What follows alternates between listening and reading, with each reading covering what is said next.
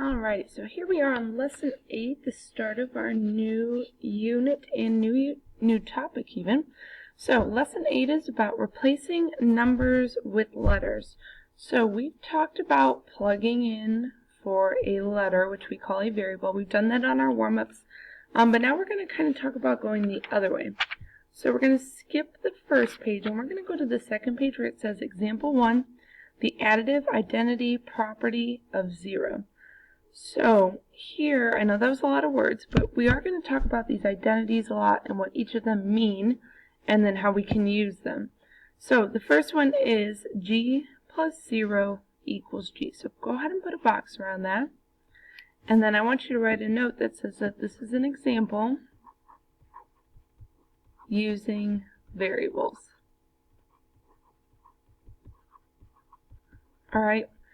So, and if we think about this, G, and if we add nothing to it, we would get G in the end. So the first line says, remember, a letter in a mathematical expression represents a number. Can we replace G with any number? And the answer to that is yes. Alright, and we've kind of seen that before in our warm-ups.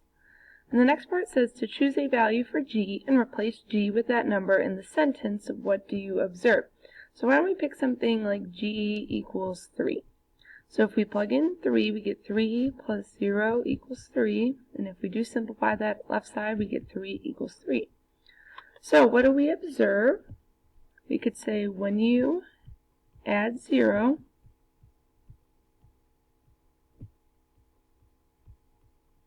to any number,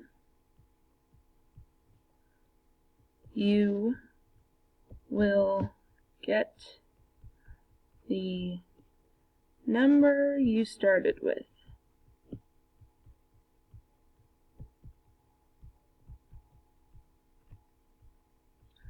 Right, and that's why it's called the identity property. Right, so if you think about someone's identity, that's like what makes you, you. So when we have an identity property, that means that we'll just get what we started with. Right? The next part says to repeat the process several times, choosing a different number for G. So what if we use 2 for G? We'd have 2 plus 0 equals 2. And that is true, 2 equals 2. We could use something like 15. 15 plus 0 equals 15. And 15 does equal 15. Something bigger like 27 plus 0 equals 27. And 27 does equal 27. Alright, and these are examples using numbers now.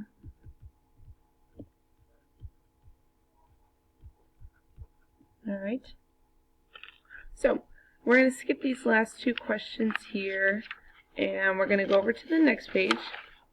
And now we're going to talk about the multiplicative identity property of 1.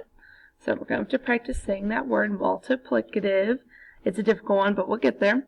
Alright, so go ahead and put a box around this where it says G times 1 equals G. And this is an example, again, using variables.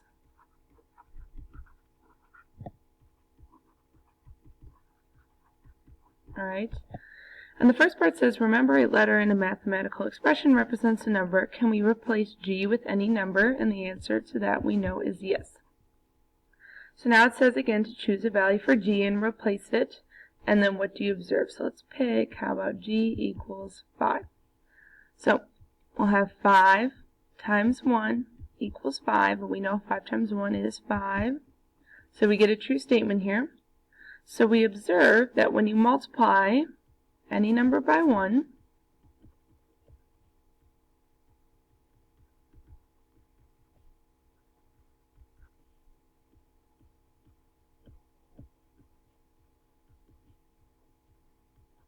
you get that number back.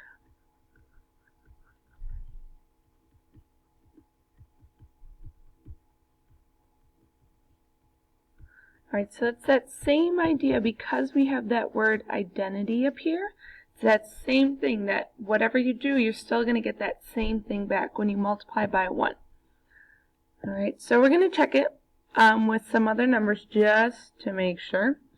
Alright, so what if we use a number like 6? So 6 times 1 equals 6, and we do know that that is true. And if you use something like 28 times 1 equals 28, and 28 does equal 28. Or, 37 times 1 equals 37, and we know that that's true as well. And again, these are examples using numbers.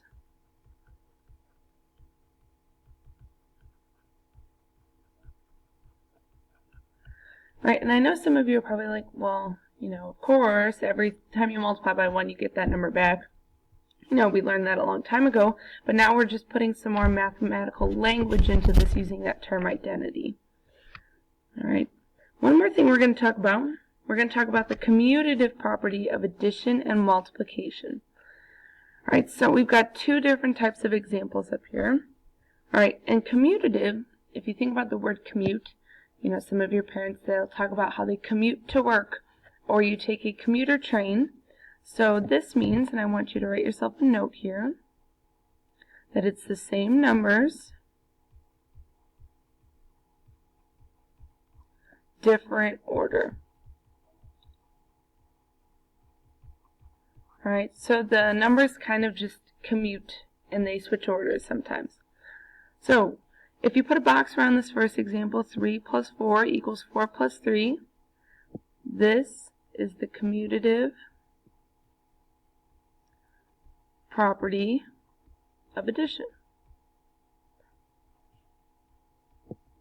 Alright, and then the second one here, 3 times 4 equals 4 times 3. This is a commutative property of multiplication.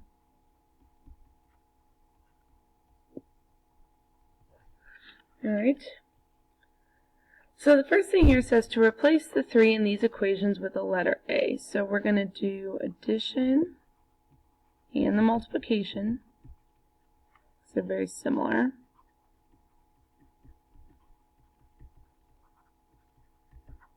So we're just going to replace that 3 with an A. So instead here we would have A plus 4 equals 4 plus A. And over here, we would have A times 4 equals 4 times A. Alright. So now it says to choose a value for A and replace A with that number in each of the number sentences. What do you observe?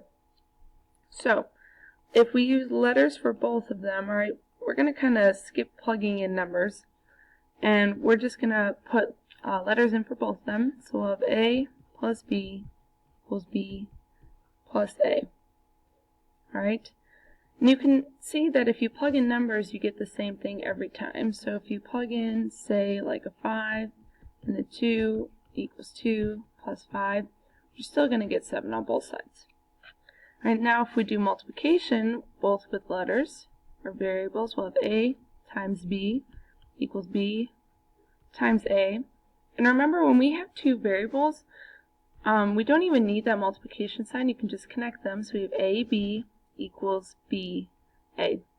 And here's where you really need to use that dot, because if you try to put an X in there, then you're just going to confuse yourself even more. Alright, so I know that was a lot, and it's a lot of letters and numbers now. Alright, so if you have any questions, bring those to class, but that's all we're going to do for right now.